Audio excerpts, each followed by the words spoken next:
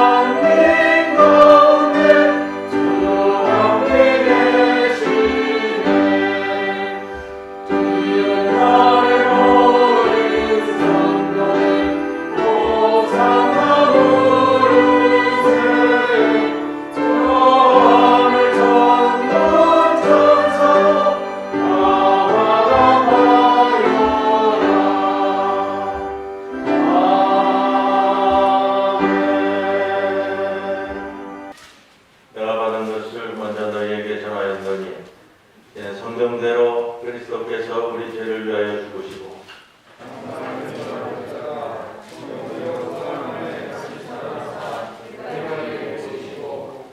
그의 12 제자에게와 그 후에 500여 형제에게 일시에 보이셨나니 그 중에 지금까지 들어서는 사람이고 어떤 사람은 하셨으며 그 후에 야고보에게 보이셨으며 그 후에 모든 사도에게와 맨 나중에 만삭되지 못하여 난 자 같은 내게도 보이셨느니라.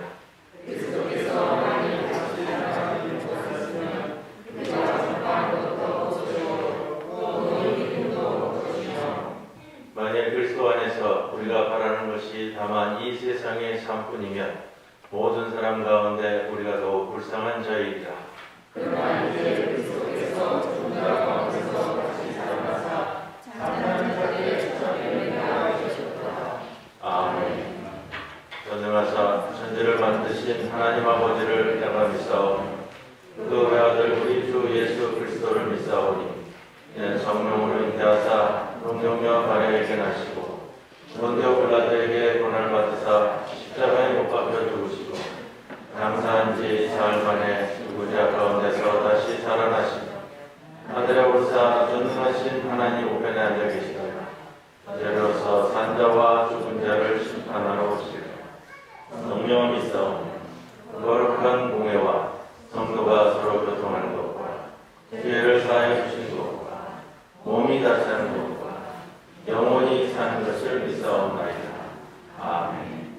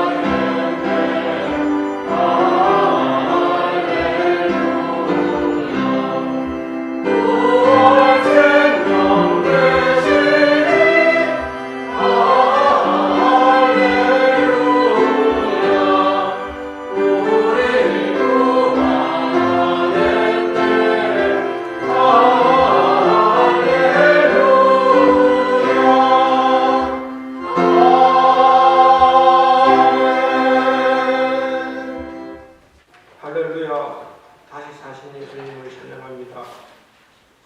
십자가의 죽음에서 사망 권세를 이기고 부활하신 주님께 경건하고 행복한 마음으로 경배와 찬양을 드립니다. 이 시간 부활하신 주님을 만나기 위하여 예배의 자리로 나왔사오니 우리 예배를 기뻐 받으시고 함께하여 주시옵기를 기도드립니다.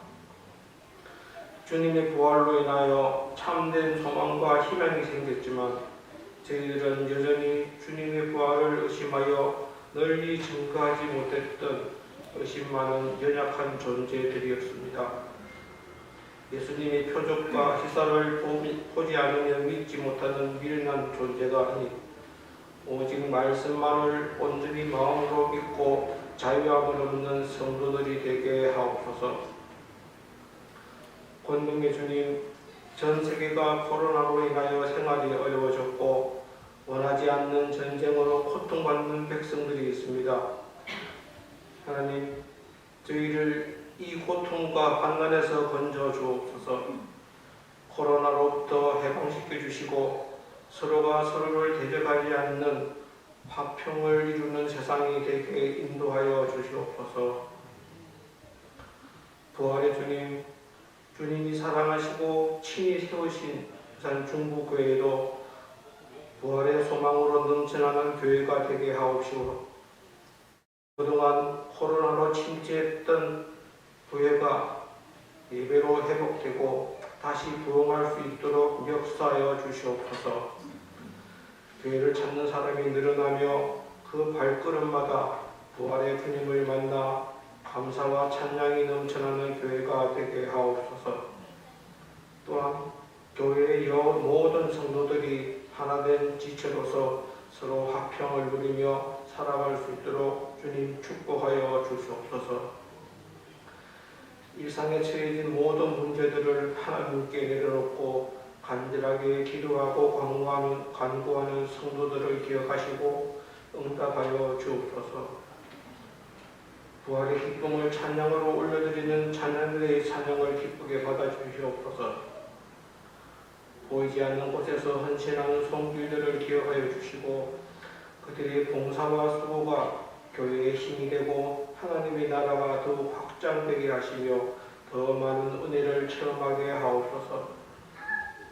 이 시간 말씀을 선포하시는 목사님께 날마다 새로운 힘으로 축복하여 주시고 영육간의 강건함을 허락하셔서 성도들을 위하여 말씀을 준비할 때도 성도들을 위하여 기도하실 때도 주님의 허락하신 은혜가 충만한 역사가 일어날 수 있도록 도와주시옵소서.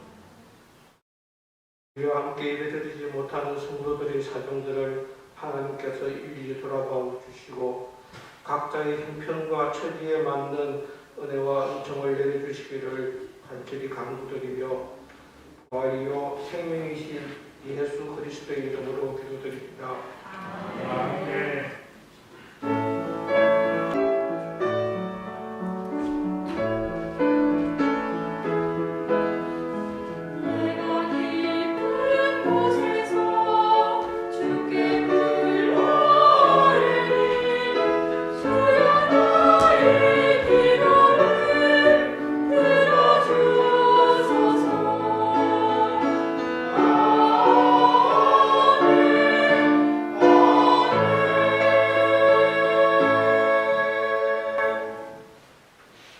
아이스코 첫날 일찍이 아직 어려울 때에 막달라 마리아가 무덤에 와서 돌 무덤에서 옮겨진 것을 보고 시몬 베드로와 예수께서 사랑하시던 다른 제자에게 달려가서 말하되 사람들이 주님을 무덤에서 가져다가 어디 두었는지 우리가 알지 못하겠다 하니 베드로와 그 다른 제자가 나가서 무덤으로 갈새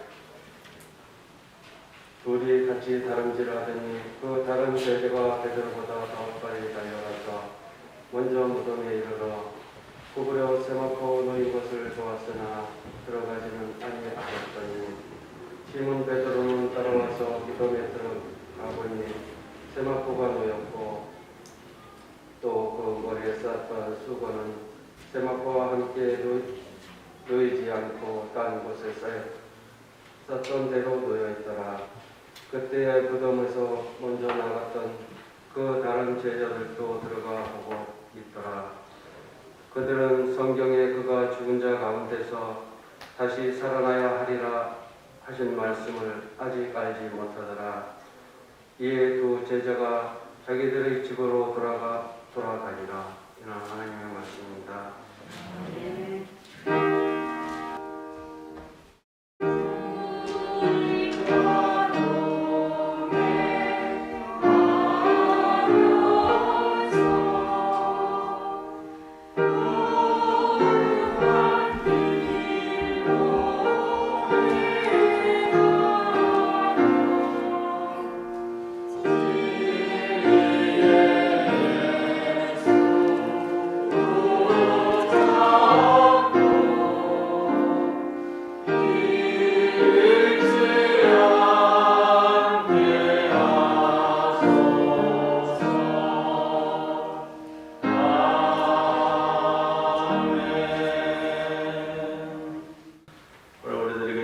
하나님의 말씀 요한복음 20장 뒷부분 이어서 봉독합니다. 20장 11절로부터 18절 말씀입니다.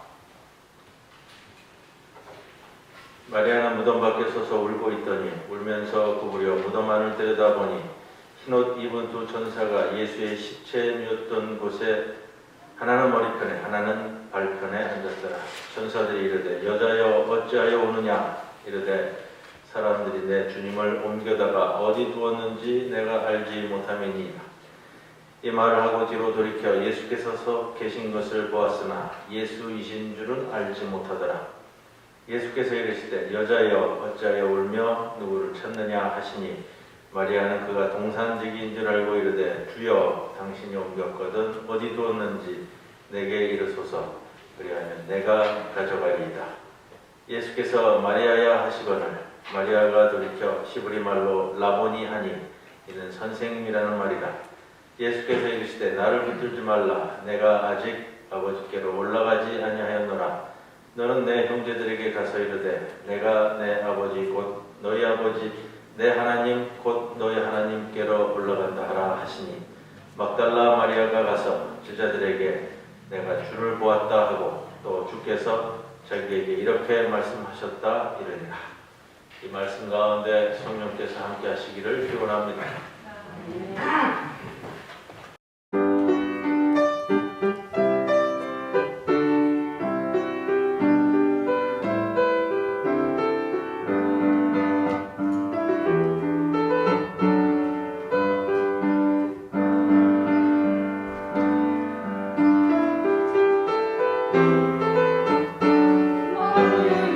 예수님을 찬양하여라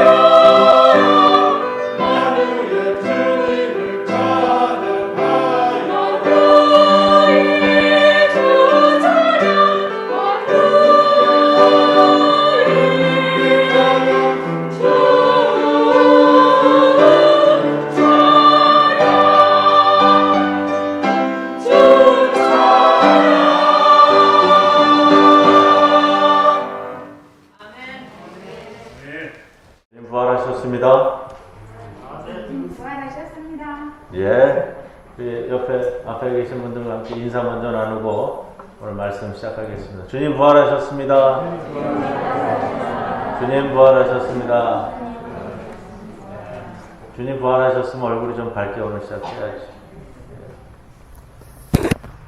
오늘 아침 우리 주님께서 어둠의 사망 권세를 이기시고 부활하셨습니다. 이 부활의 은총이 부산 중부교회 모든 성도들 위해 함께 하시기를 기원합니다. 오늘 부활절 설교는 예수 부활의 첫 증인이라는 말씀을 함께 나누고자 합니다. 부활절이 다가오면 고민이 많습니다. 어떤 말씀을 부활절 또 전해야 할까?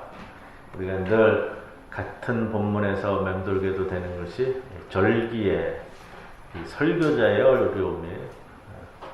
부활의 의미, 부활의 사실성, 부활의 역사성, 사도 바울의 부활 사상, 여러 가지 말씀을 제가 함께 나누었고요. 오늘은 부활의 첫 증인, 첫 목격자 이렇게 될 수도 있겠습니다. 여러분, 첫 번째라는 것은 굉장히 의미가 크잖아요. 첫 번째. 예수님 부활을 나타내 보이셔만 보이는 것인데, 여러분 그거예요.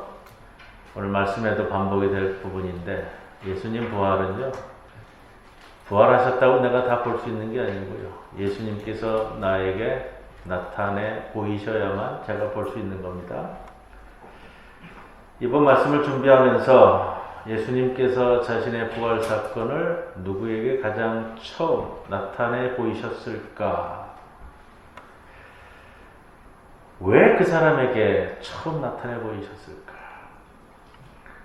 그는 어떤 사람에게 주님께서 보여주시는 부활을 첫 번째로 경험할 수 있는 영광을 누릴 수 있었을까 하는 말씀입니다. 우리 주님의 부활의 첫 번째 증인이 누구죠? 오늘 본문에 나오잖아요. 마리아죠? 막달라 마리아입니다. 마태복음 28장에 보면 안식 후 첫날 새벽 막달라 마리아와 다른 마리아가 이렇게 시작이 돼요. 두 사람이라는 거고요. 마가복음 16장에 보면 막달라 마리아와 야고보의 어머니 마리아와 또 살로메가 이렇게 됩니다. 세 명이라는 거예요. 누가복음의 24장에는 어떻게 기록하고 있냐면 안식 후 첫날 새벽에 여자들이 10절에 보면 그 여자분들의 이름과 또 이름이 적히지 않은 여자들 이렇게 표현하고 있어요. 오늘 본문에 오면 요한복음 20장 1절에 보면 안식 후 첫날 어두울 때에 막달라 마리아가 공통되는 게 있고 제외되는 게 있습니다. 첫 번째 생각할 수 있는 것은 예수님 부활의 첫 증인들은 모두 여성이다. 남자들이 아니고요. 여성이다라는 중요한 점이 있고 숫자는 3명, 2명, 다수 오늘 요한복음에 오면 1명으로 좁혀져요. 막달라 마리아는 항상 포함이 되어지는데 저는 그런 생각을 해요. 성경 말씀 제가 전하면서 그런 말씀 자주 드렸습니다. 성경에 나오는 사건에서 한 개인이 나오는 경우 그 사람을 지칭하는 경우도 있지만 그 사람을 대표로 하는 그 무리를 지칭하는 표현이 되는 경우도 참 많습니다. 그렇기에 우리가 말씀을 읽을 때 한 개인의 말씀을 보면서 우리 모두를 생각할 수 있는 근거가 됩니다. 이렇게 말씀을 드려왔습니다. 그런 생각이 들어요. 오늘 막달라 마리아라는 한 사람으로 지칭할 수도 있겠지만 여성 전체를 대표하는 인물로서의 막달라 마리아 이렇게 이야기할 수도 있지 않겠는가. 오늘 본문을 좀 더 봅니다. 어떻게 막달라 마리아는 우리 주님으로부터 이 영광을 붙들 수 있는 인물이 되었을까? 우리가 흔히 성경 전체를 공부해 오면서 우리가 가지고 있는 선입견이라고 할까요? 이런 게 있잖아요. 예수님의 수제자는 베드로다. 또 지근거리에 있었던 야고보, 요한 뭐 이렇게 있는데 베드로가 첫 부활의 경험 예수님을 만났다면 그러려니 할 수 있는데 막달라 마리아 여제자인 막달라 마리아. 왜 이것을 사복음서는 공통적으로 우리에게 보여주려고 할까? 먼저 한 가지 드리고 싶은 구절이 있어요. 1절에 마리아가 어두운 때 무덤에 돌문이 옮겨진 것을 보고, 그리고 어떻게 했죠? 2절에 보면 시몬 베드로와 또 다른 제자에게 알렸습니다. 두 사람이 무덤으로 달려갔어요. 베드로가 두 번째로 달려왔고, 첫 번째 제자는 또 다른 사랑하는 제자라고 표현하는데 베드로보다는 좀 젊었지 않겠는가, 이런 추측도 해봅니다. 달려와서 돌문이 열려있는 무덤 안에까지 들어가 둘러봤어요. 베드로가 두 번째 들어왔는데 달려왔는데 베드로가 먼저 들어갔죠, 무덤 안으로. 그리고 두 번째 제자가 첫 번째 달려왔지만 두 번째로 들어갔어요. 여하튼 이 두 사람이 무덤 안까지 들어가서 둘러보았어요. 그런데 부활하신 주님을 만나지 못했어요. 10절에 보면 자기들 집으로 돌아갔다, 이렇게 표현해요. 빈 무덤에 와서 둘러보았는데 보지 못했어요. 그리고 집으로 돌아갔어요. 11절에 보면 마리아가 무덤 밖에 서서 울면서, 우리 주님 시신이 없어졌으니 얼마나 슬퍼요. 그래서 마리아는 울면서 구부려 무덤 안을 들여다보니 뭘 봤죠? 두 천사를 보았어요. 그리고 예수님의 음성을 들었고, 예수님인 줄 알고 부활하신 주님을 만나게 되잖아요. 그거예요, 여러분. 부활하신 주님을 내가 만나고 싶다고 만나는 게 아니고요.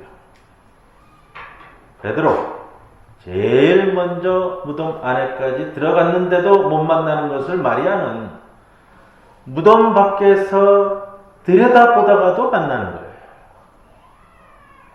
수제자라고 하는 베드로는 무덤 안에까지 들어갔는데도 못 보는 것을 어떻게 여제자인 마리아는 무덤 밖에서 구부려 들여다보다가도 보았을까? 그래서 말씀드리는 것이, 주님의 부활은 주님이 보여주셔야 보는 겁니다. 어떻게 주님은 마리아에게 보여주실까? 주님은 왜 마리아에게 제일 먼저 부활하신 모습을 보여주시고자 하셨을까? 오늘은 이 말씀을 좀 정리해 보고자 합니다. 그래서 그러면 마리아가 어떤 사람인지를 우리가 조금 돋아봐야 하잖아요. 마리아, 먼저 말씀을 드리지만, 신실한 사람이고, 지혜로운 사람이고, 영적으로 민감한 사람이고, 진솔한 사람이고, 여러 가지 표현할 수 있습니다만, 몇 가지를 들어서 제가 오늘 말씀드릴 거예요.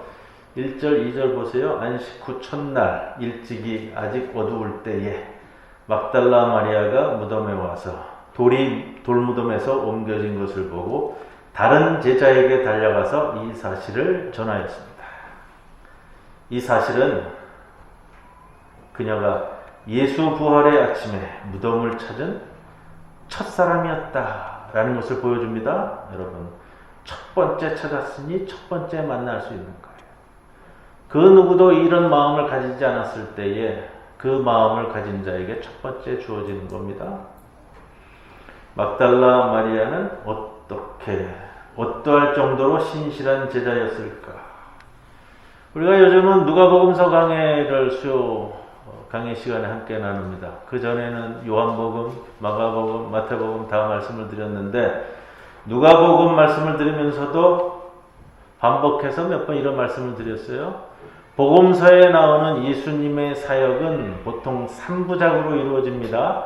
3부분으로 이루어지는데, 장소에 따라서요. 하나는 갈릴리를 중심으로 하는 지역, 또 하나는 예루살렘으로 올라가는 여정 속에서, 세 번째 마무리는 예루살렘에서, 이렇게 주어지는 것이 예수님 공생의 3부작으로, 공이 사복음서가 다 그렇게 다루고 있어요. 제자들은 어땠을까? 우리가 알기로는 대부분의 제자들이 이 세 부분에 다 동행한 것으로 기억하는데, 갈릴리 사역 중에 예루살렘 올라가는 길에서, 또 예루살렘 안에서, 그런데 마지막 예수님께서 잡히시던 날 밤부터는 제자들이 다 흩어진다고요. 동행하지 못하고 다 흩어진다고요. 가장 중요한 날, 가장 중요한 부분에서 제자들은 떨어져 나간다는 거예요. 남자 제자들이요. 막달라 마리아는 이 사복음서 전체를 통해서 여러 진술들을 종합해보면 누가복음 8장 23절에 이런 표현이 나와요. 막달라인이라 하는 마리아와 요한나, 수산나, 다른 여자와 함께 자기들의 소유로 그들을 섬기더라. 예수님을 섬기던 무리 중에 한 사람이에요. 어디서? 갈릴리 사역 중에서. 그리고 예수님께서 예루살렘으로 올라갈 때 동행해서 따라 올라갑니다. 이 여인들이. 누가복음 23장 55절에 보면 마지막 장면인데 이렇게 표현해요. 갈릴리에서 예수와 함께 온 여자들이 그 무덤이 어떠한지 살피고 향품과 향유를 준비했다. 막달라 마리아는 예수님의 공생애 내내 예수님과 동행한 여인이에요. 12제자만 동행한 것이 아니고요. 예수님과 공생애 내내 동행한 여인입니다. 공생애 내내 동행했다는 것이 무엇을 의미할까?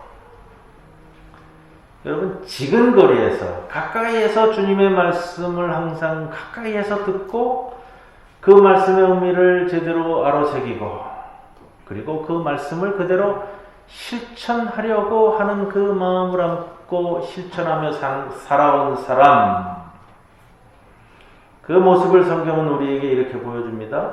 막달라 마리아가 안식 후 첫날 일찍이 아직 어두울 때에 장사 지낸 지 3일 된 죽은 예수님을 찾아서 혼자 찾아갈 수 있는 제자. 여러분, 흔치 않아요. 연초에 우리 조장로님 별세하셨을 때 며칠 지나서 제가 권권사님께 전화를 드렸어요. 요즘 어떻게 지내세요? 첫 번째 나오는 말씀이 며칠 전에 조장로님 뵈러 납골당에 다녀왔어요. 그 마음이에요. 먼저 보낸 남편에 대한 사랑, 그 마음이 있는 사람이 묘소를 찾아가죠? 평생을 원수같이 지낸 사람이면 내가 장례 치르고, 자, 당신 잘 갔으니 여기서 이제 마무리합시다. 이렇게 되지 않을까 하는 생각도 드는데, 내가 사랑하던 남편에 대한 애틋한 마음이 있으니 장사 치른 지 며칠 안 되었어도 거기라도 가보고 싶은 마음이 있지 않았겠어요? 오늘 마리아를 보는 거예요. 지근거리에서 공생애 내내 주님의 말씀을 듣고 말씀의 의미를 알고 말씀대로 살아오려고 노력했던 이 여인이 장사 지낸 지 3일 된 죽은 예수님을 혼자 찾아가는 거예요. 예수님이 강조하고 친히 삶으로 보여준 고난의 자리에 동참하는 것과 우는 자들과 함께 우는 것을 그대로 그녀의 삶 속에 실천하고 있는 여인. 그녀는 예수님의 죽음을 애도하며 몸부림치다가 이른 새벽 안식일이 지나자마자 더 이상 견딜 수가 없어서 안식일은 움직일 수 없으니까요. 안식 후 첫날 성경은 이렇게 보도합니다. 아직도 어둠이 다 거치지 않았을 때에 무덤을 향해 나아가는 여인. 이 여인은 예수 운동의 시작이었던 갈릴리로부터 예수가 군중의 환영을 받으며 예루살렘에 입성하던 순간들만이 아니라 예수가 처형되는 예루살렘 성문 밖의 골고다의 위험한 장소까지. 여러분, 골고다는 아무나 가서 구경하는 데가 아니에요. 십자가에 매달아 사람을 죽이는 장소에 그것도 여인네들이 간다? 그냥 쉽게 생각할 수 있는 거 아니에요. 예수님과 처음부터 끝까지 동고동락하였고 예수님께서 그 참혹한 고통을 당하는 현장에서 그것을 직접 지켜보았기에 남자 제자들은 다 도망갔어요. 그 자리에. 성경에서 유일하게 남아있었던 제자는 요한으로 기록을 하는데 그것도 요한복음서에만 나오는 내용이에요. 고통 속에서 신음하다가 나무 위에서 죽은 자는 매달려 죽은 자는 저주받았다고 하는 당시에 통념이 있는데 그렇게 그 누구도 이제는 아무런 소망이 없다고 여겨짐에도 그 슬픔에 동참하고 있는 여인, 예수님을 위해 울어주느라 안식일을 보낸 첫날 일찍 무덤으로 뛰어온 여인, 공감과 동감 능력이 큰 사람이에요. 로마 제국 황제에 대한 모독죄로 처형당하는 예수를 향해 동정의 눈물만 흘려도 동조자로 몰려 극형에 처할 수 있는 현장에서 어금니를 깨물며 그 고통을 감내하고 예수의 제자들이 그의 시체를 훔쳐갈 것이라는 소문 때문에 로마 군사들에 의해 삼엄하게 지켜지고 있는 무덤인 줄 알았지만 그럼에도 불구하고 무덤을 향해 모든 것을 걸고 나아갔던 여인.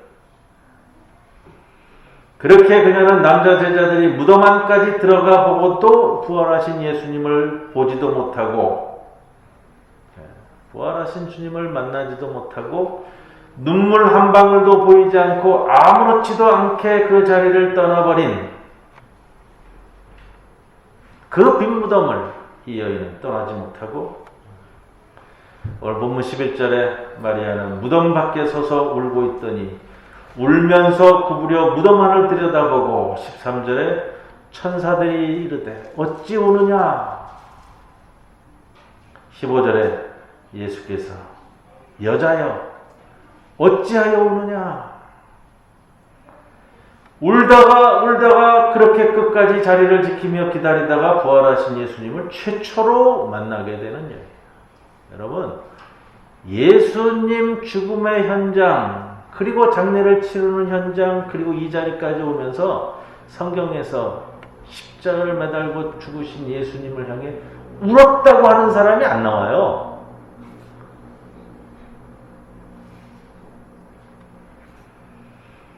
요한복음 11장 35절에 예수가 죽은 나사로를 만나러 갔을 때 그 가족 마리아와 마르다와 함께 울었다 나옵니다. 마리아는 예수님의 죽음으로 더 이상 소망이 없다고 여겨지는 가운데서도 죽은 예수를 위해 울어주러 무덤에 간 여인.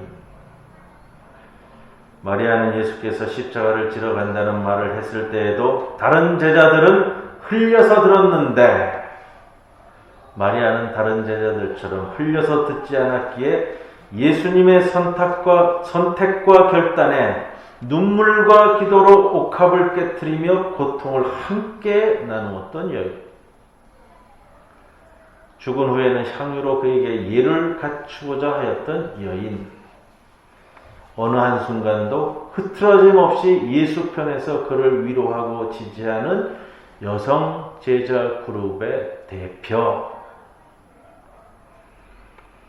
남자 제자들이 무덤 안을 그저 들여다보고 집으로 가버린 상태에서 울면서 지켜보고 울면서 구부려 무덤 안을 쳐다보며 우리 주님 나타날 때까지 마치 하염없이 기다리고자 하는, 그리고 누군가 주님의 시체를 가져갔다면 자기가 직접 모시려고 하는 마음으로 그 자리를 지금도 지키는 여인.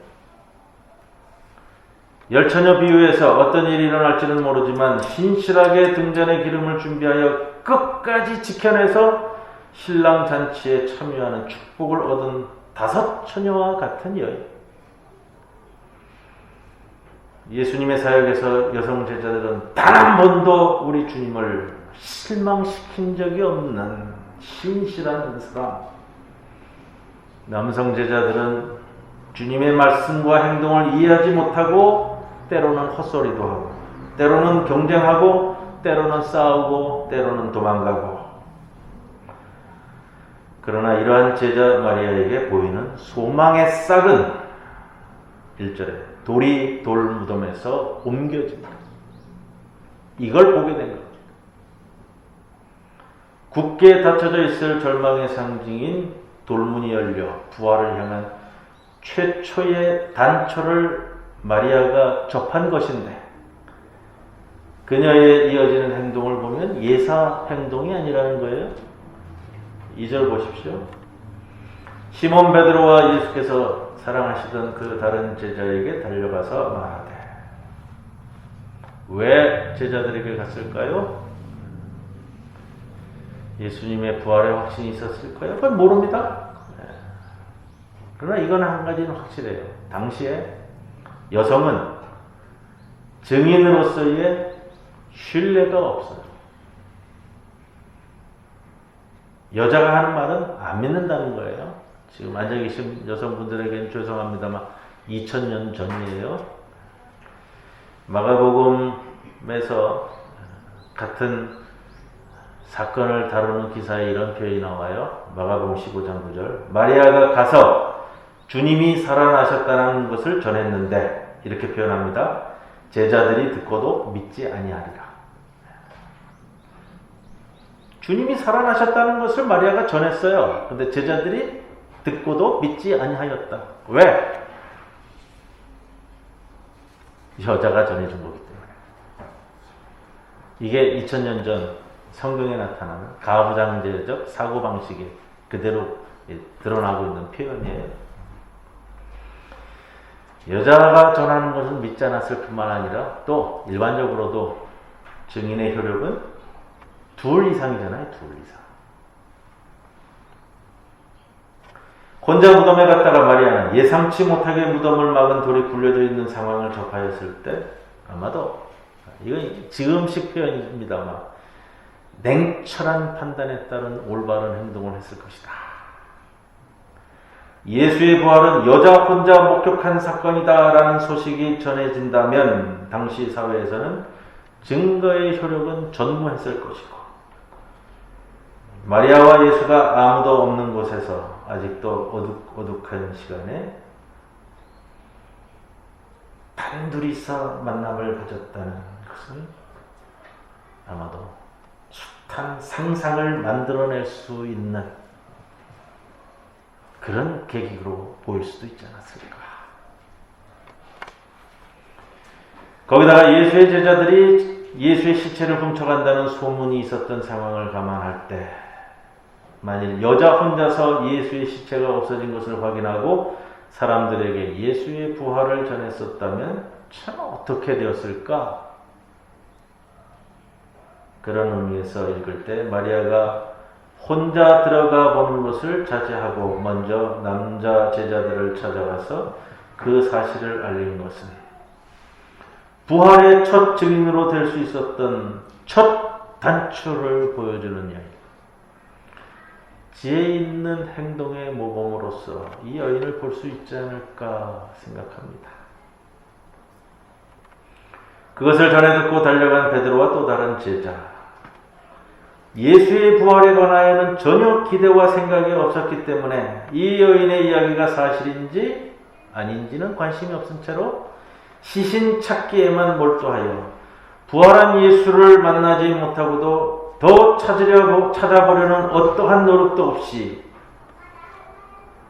아무런 성과도 없었지만 아랑곳하지 않고 다시 급히 집으로 돌아갈 수 있었던 것 아니었겠는가. 15절에 마리아의 이런 모습이 또 보입니다. 마리아는 그가 동산지기인 줄 알고 이르되 주여 당신이 옮겼거든 어디 두었는지 내게 이르소서. 동산지기는 하찮은 사람입니다. 산지기잖아요. 산지기. 오죽하면 무덤 지키는 사람으로 일을 받겠는가. 그것도 그때에. 마리아가 부활한 예수와 처음으로 대면하는 사건 가운데 마리아 자체를 드러내는 중요한 의미를 갖는 표현입니다. 마리아는 모르는 사람, 그러나 그가 무덤을 지키는 동산지기인 줄 알았지만 마리아는 그에게 결코 무례하지 않은 예의를 갖춘 모습을 보입니다. 여기서 만난 이 사람이 절대로 예수가 아니라고 확신은 하였지만 그 상대에게 무관심하거나 무례하거나 이것 아니고 마리아의 평소의 삶의 자세를 볼 수 있는 모습이에요. 예수께서 지극히 작은 자에게 한 것이 곧 나에게 한 것이라.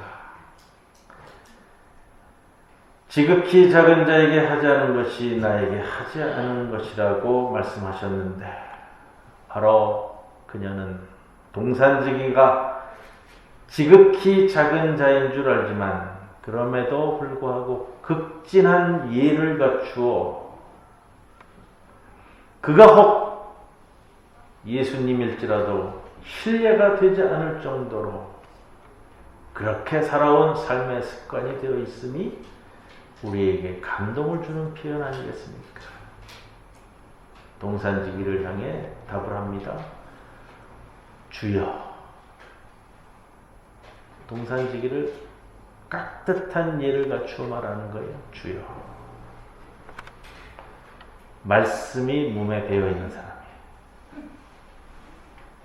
16절에 예수께서 마리아야 하시거늘 마리아가 돌이켜 시브리 말로 라보니 하니. 마리아가 평소에 예수님과 얼마나 친숙하였는가 보여줍니다. 마리아는 어느 누구보다도 예수님과 친밀한 교제를 나누었던 제자일 겁니다. 부활 후에 변화된 예수님은 그러나 전혀 다른 존재였기에 누구나 쉽게 알아볼 수는 없었을 겁니다. 그렇기 때문에 마리아도 자기에게 말을 건네는 이가 예수님인지 아직 모르고 있습니다. 부활한 예수님과 함께 그 긴 거리를 같이 걸었던 엠마오로 가던 두 제자들도 그가 예수님인 줄 몰랐고요. 누가복음 24장 37절에는 이런 말씀을 전합니다. 또 제자들이 모였을 때 예수를 보고 그가 영인 줄 알고 놀랐다. 이 말씀들과 일치되는데, 그러나 오늘 마리아는 그녀의 이름을 부르는 그 목소리에 그것이 주님의 목소리임을 알아차렸습니다. 이 비유 말씀이 있죠? 요한복음 10장 27절에 내 양은 내 음성을 들으며 나는 그들을 알며 그들은 나를 따르느니라. 목자의 음성을 알아들었기에 예수께서 마리아야 하시거늘. 눈으로 보고서는 몰라도요, 목자의 음성을 듣고는 아는 양의 모습, 이 여인의 모습입니다. 본문의 베드로와 또 다른 사랑하는 제자는 마리아의 소식을 듣고 경쟁하듯 뛰어갔습니다. 그러나 부활하신 예수님을 보지 못하고 다시 본인들의 삶의 위치로 돌아갑니다.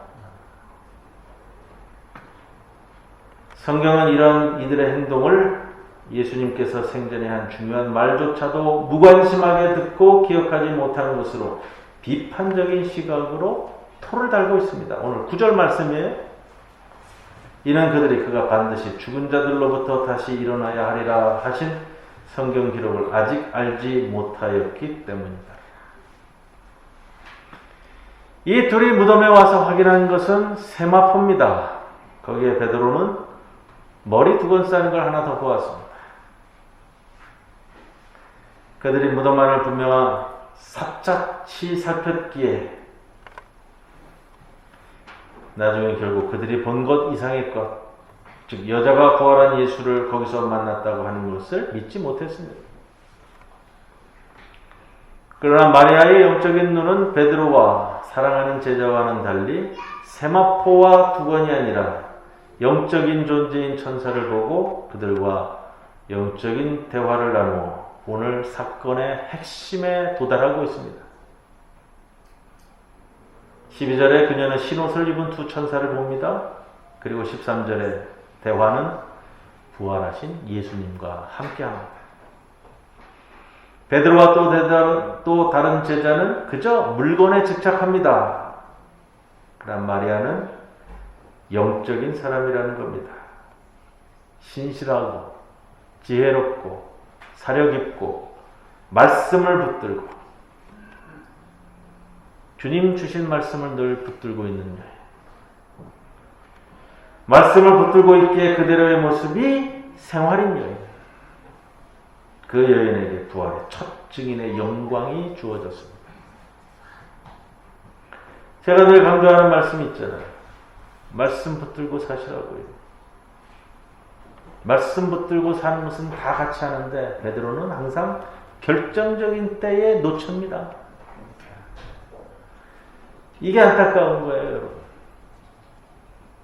항상 똑같이 사는데, 항상 말씀을 붙들고 있다고 하는데 뭐가 다를까? 베드로는 결정적인 때에 항상 예수님을 놓쳤습니다. 마리아는 평생을 주님을 실망시킨 적이 없습니다. 그래서 신앙은 진득해야 됩니다. 머리 좋고 똑똑하고 아무 소용없습니다. 열정적이고 열정이요. 식으면 더 차가워지는 게 열정입니다. 신앙은 항상 온기를 내뿜어야 되는 겁니다. 이런 마리아에게 주님의 사명이 주어졌습니다. 17절 이하에 너는 내 형제들에게 가서 이르되, 그리고 18절에 막달라 마리아가 가서 제자들에게 내가 주를 보았고 주님께서 이러이러하게 말씀하셨다 이르니라. 막달라 마리아, 막달라 아람어로 마그달이라는 단어고요. 히브리어로는 미그달이라는 단어예요. 이게 헬라어에서 막달라 마리아가 됐습니다. 막달라라는 말은 커다란 성벽이나 커다란 도시와 같은 건물을 지칭하는 용어예요. 그래서 막달라 마리아를 영어식 뜻으로 표현한다면 이렇게 되더라고요. Mary the Great. 우리말 표현으로 드리면요, 위대한 마리아. 오늘 본문에 보시면 1절에 막달라 마리아라고 표현합니다. 1절에서 18절까지 이르면서는 막달라를 빼버리고 마리아가 나오는데 다시 맨 마지막 구절 18절에 보면 막달라 마리아를 다시 사용합니다. 주님이 부활하신 날 기쁨으로 소식을 전하는 위대한 마리아를 통해 주님 부활의 기쁨을 세상에 이제 나아가 소리치는 성도들이 모두 되시길 주님의 이름으로 축원을 드립니다. 고마우신 하나님 아버지, 우리에게 부활의 사건을 보이심을 감사드립니다. 위대한 마리아와 같은 신앙인이 우리는 되지 못하리라. 그러나 주님은 그러한 우리에게 이 아침 주님의 부활 사건을 내어 보이셨습니다. 그 부활의 사건을 나의 사건으로 여겨서 나의 삶에서 그 부활의 사건을 살아내는 주님의 백성들이 되도록 이끌어 주옵소서. 예수님의 이름으로 기도드리옵나이다. 아멘.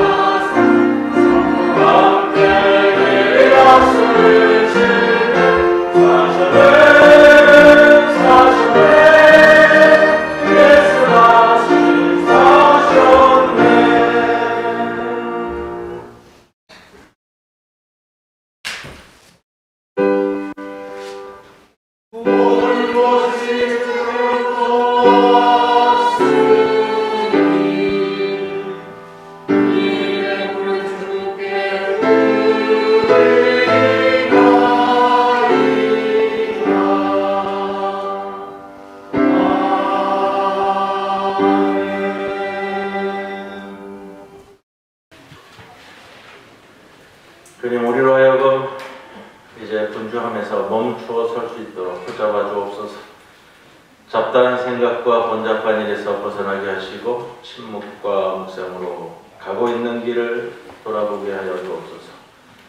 지금 내가 애착을 가진 것들이 지나고 나면 다 쓰레기인 것을 깨닫게 하옵소서. 기한과 때가 있음을 알게 하시고 듣는 마음을 우리들에게 주사 바른 분별력을 허락해 주옵소서. 결단해야 할 때 결단하게 하옵소서. 외로운 결정이지만 의로운 결과를 가져오게 하옵소서. 이 심령을 안고 이 시간 주께 봉헌합니다. 이 예물을 기뻐 받아주시옵소서. 특별히 오늘 이 시간 주님의 부활 사건을 우리의 심령에 안고 나의 부활 사건으로 이루어가고자 머리 숙인 이 성도들이 봉헌한 귀한 부활 감사 이 헌물을 받으시고 주여 아버지 하나님, 이 예물이 귀한 곳에 주의 부활을 전하는 곳에 쓰여지는 아름다운 예물 되게 하여 주옵소서. 11조로 봉헌합니다. 감사 헌금으로 봉헌합니다. 하늘 헌금으로 봉헌합니다. 장학 헌금으로 봉헌합니다. 주정 헌금으로 봉헌합니다. 주께 드리는 모든 예물 우리의 몸과 마음을 엮어 함께 올려드려 기뻐 받아 주옵소서. 예수님의 이름으로 기도드려옵나이다. 아멘.